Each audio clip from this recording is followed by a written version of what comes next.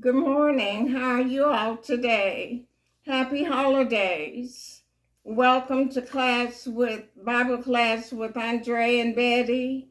We're continuing our studies from the book of 2 Samuel. Today we're in chapter 5, and we will see unity restored in Israel. Remember, the union was divided because after King Saul died, his general Abner wanted some to follow after Ishbosheth, which was Saul's son, the only one left. The other three were killed when Saul was killed. And then Joab, the leader of David's people, there was this division, and it was restored by Abner in the fourth chapter, the third and fourth chapters of 2 Samuel. But now we're going to see the kingdom reunited, and David is king. So then, we're in chapter 5, verse 1. After Ishbosheth was killed and buried in chapter 4, then came all the tribes of Israel to David unto Hebron, and spake, saying, Behold, we are thy bone and thy flesh, meaning we're in the same family. Verse 2, also in time past, when Saul was king over us, thou wast he that led us out and brought us in, Israel. And the Lord said unto thee, Thou shalt feed my people Israel, and thou shalt be captain over Israel. Now David had already reigned as king in Hebron for 7.5 years. And then the other tribes come to him in this chapter, and we'll see how the unity of the tribes have been restored. And so, verse 3, so all the elders of Israel came to the king in Hebron. David has 6 sons in Hebron, but he's going to have 13 more in Jerusalem, which is the temple site in the Mount Moriah. And so all the elders of Israel came to the king to Hebron, and King David made a league or a covenant with them in Hebron before the Lord. So David swore before the Lord, and they anointed David king of Israel. This is the United Kingdom, and this is the third anointing that David had. Verse 4. David was 30 years old when he began to reign, and he reigned 40 years. So that means at his death, he was 70 years old. Verse 5. In Hebron, he reigned over Judah 7 years and 6 months. And in Jerusalem, he reigned 33 years over all Israel and Judah. So Jerusalem will become the capital city of the nation of the United Kingdom. Verse 6. And the king and his men went to Jerusalem unto the Jebusites, the inhabitants of the land. And these inhabitants spake to David, which spake unto David, saying, Except thou take away the blind and the lame, thou shalt not come in here, thinking David cannot come in here. And so they are marking David, thinking that his men are too weak to even fight against their weakest people. But nevertheless, verse 7, David took the stronghold of Zion. The same is the city of David. So this is where we get the city of David, Mount Zion. In the New Testament, it's spelled Sion, but it's the same place. And so David took the stronghold of Zion, the same as the city of David, verse 8. And David said on that day, this when he's fighting against the Jebusites.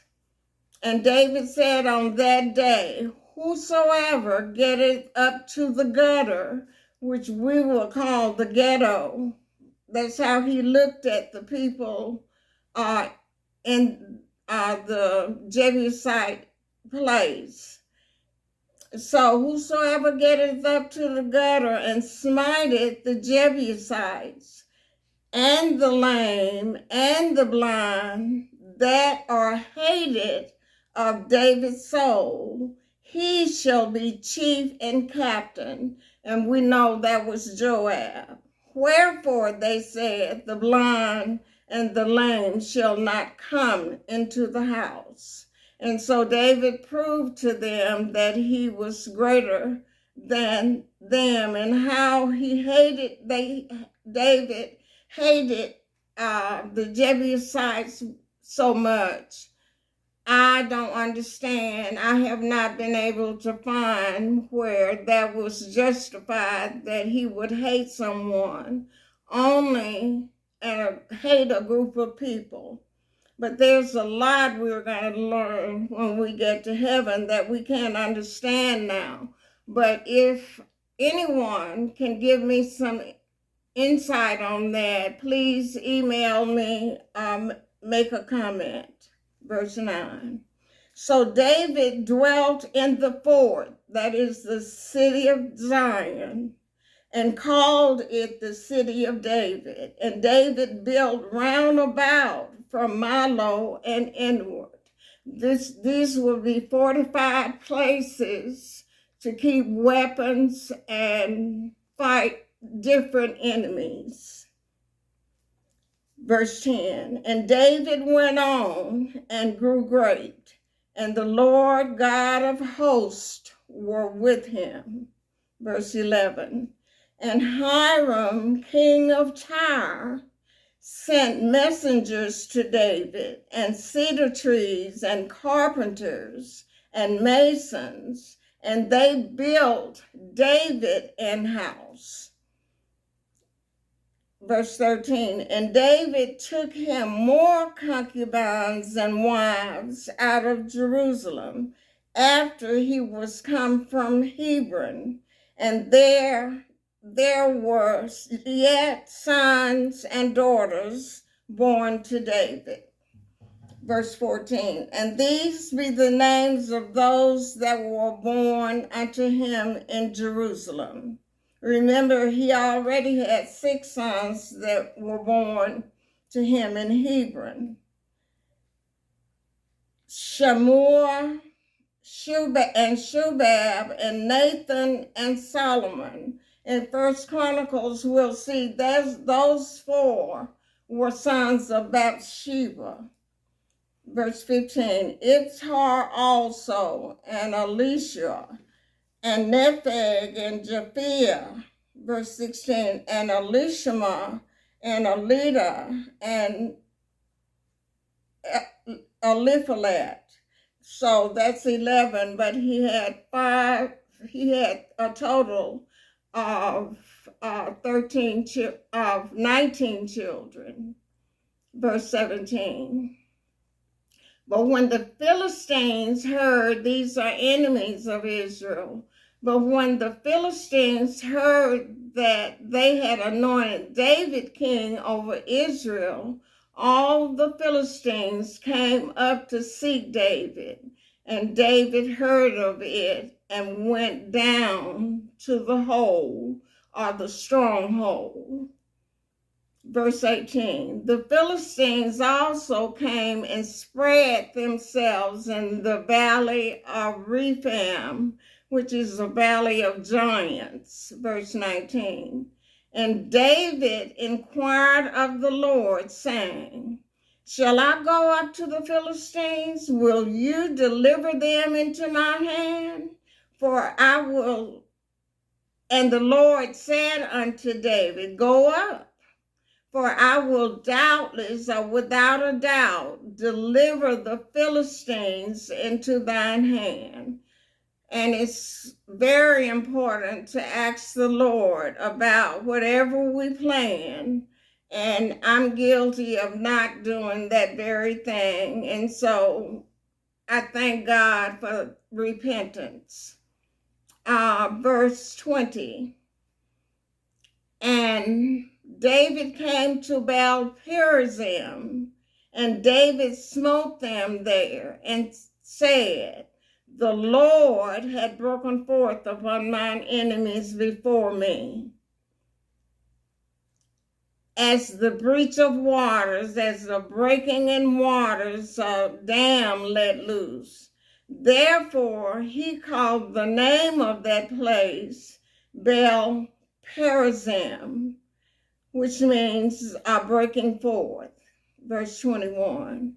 And there they left their images, and David and his men burned them. They were idol worshippers, and they left them there, and David and his men burned them. And the Philistines, verse 22, came up yet again, and spread themselves in the valley of Rephaim, just as they had done in verse 18.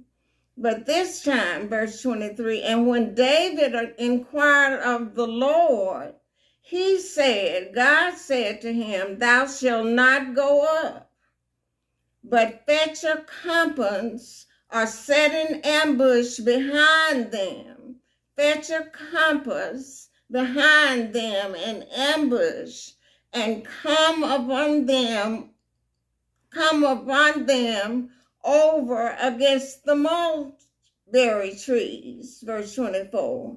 And let it be, when thou hearest the sound of a going in the tops of the mulberry trees, that then thou shalt bestir thyself or go forth.